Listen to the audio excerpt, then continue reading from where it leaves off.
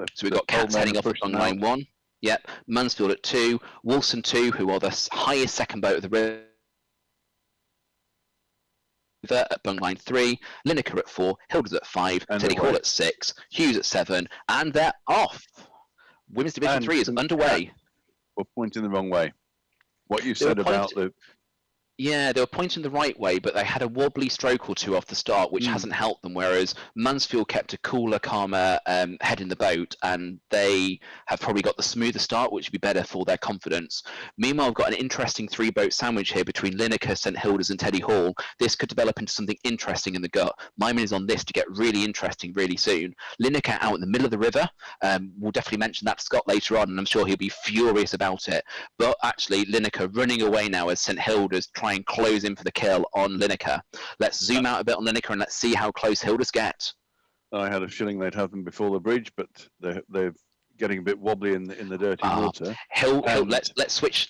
Oh, this is interesting over there. And Teddy Hall has caught up Hilders too. Yeah, let's switch to camera 2 because I think that three-boat stuff is going to be very interesting. Yeah, so I think Peters have bumped St Hughes. Lineker have now made their way back onto the side of the river. Hilders following to chase them, running, but also them in turn running away from Teddy Hall, very close to the bank there. Very could close. That be a collision against the bank, or could it be an expert racing line? Only time will tell. No, that's expert racing line. They haven't slowed down at all. That is brilliant. Expert racing line from Teddy Hall there. Well done. That is absolutely fantastic. Right on St Hilda's tail here. As St Hilda's, can we zoom in at all? Because this is going to be to the wire. Who's going to get that bump first? I'm really looking in and kind of squeezing my eyes and squinting my eyes to see, is there a concession they're somewhere? Going to hit. Yep, so I think Teddy Hall has bumped St Hilda's, and St Hilda's missed Lineker. Oh, that's tough. They thought they were going to...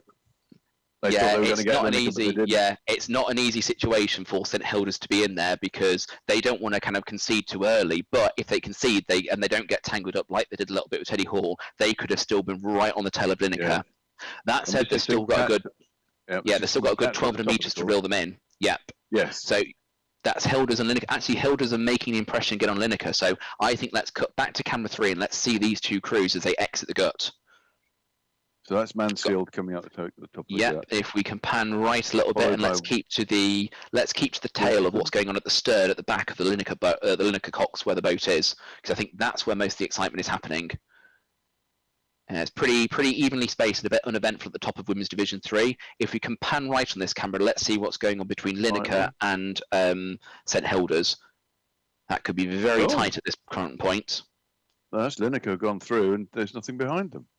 No, that's Wolfson there. So here is Lineker with the black. That's okay.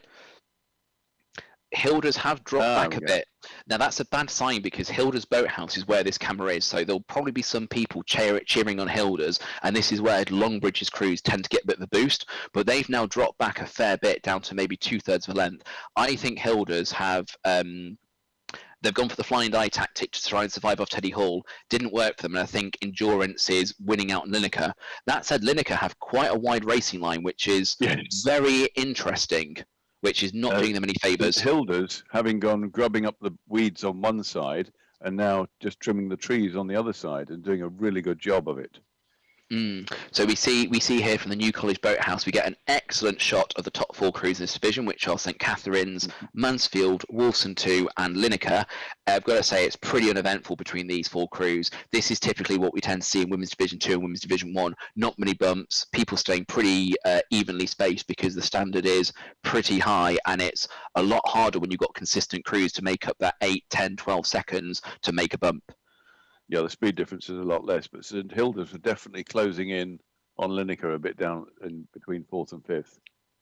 But Catherine's there, they're rowing strongly and together, so they shouldn't, unless they have a disaster. I've learned to qualify this. They shouldn't be caught now.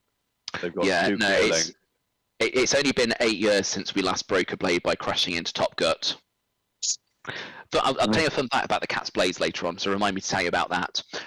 So we've got there on the screen, we've got Mansfield as well. I think that's going to be 3 clear row-overs at the top of this division. Whether Hilders get anywhere close to Lineker, let's see. It would be good if we can to pan back to camera 3 and let's see what's happened at the bottom of the division, because we've not seen anything from Corpus Christi and Worcester. So that's really helpful. That's so Worcester with the Pink Blaze are the last racing crew because we've got the launch behind them. So I will infer from that Corpus Christi bumped Worcester. That's the end of camera 3, nothing more to see there. So let's cut straight back to the action on camera 4 and let's see what goes on towards the top of this division. I think we've still got Cats, Mansfield, Wolfson 2 and Lineker. Well, Cats, Mansfield and Wolfson 2 in races of their own. Lineker, who are hanging on and avoiding St Hilders. St Hilders are probably a lot of distance between them and St Hugh's, and then a lot of distance between St Hugh's and Worcester. So I think that gap has opened up quite a bit between Lineker and Hilders. So yeah, I don't think we're going to see any more bumps in this division. That's my prediction. I think we've seen it. Yeah, so the only bump we could get is St Hilders against the moored craft. Unfortunately, under the rules of this event, that doesn't count as a valid bump. Otherwise, I think probably one of these moored boats probably would have a good shot at being head of the river. And you see that wooden boat that sticks out? Yep.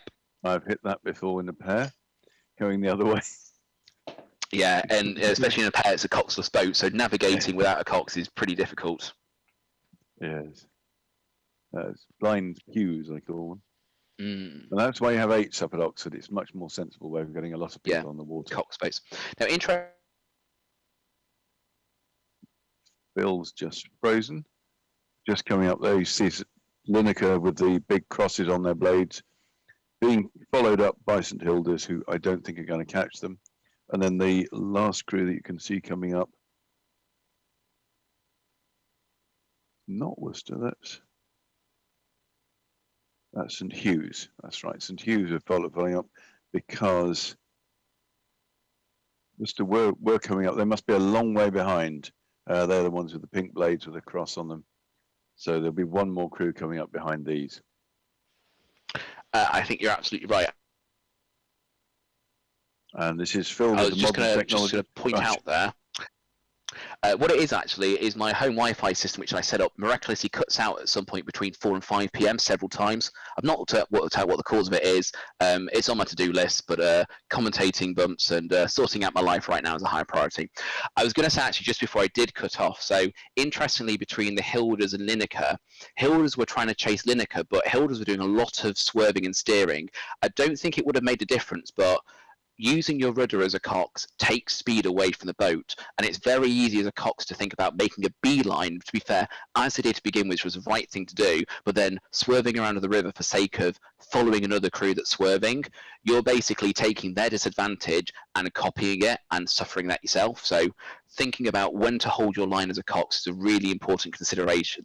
Some of the expert coxes are fantastic at making that difference.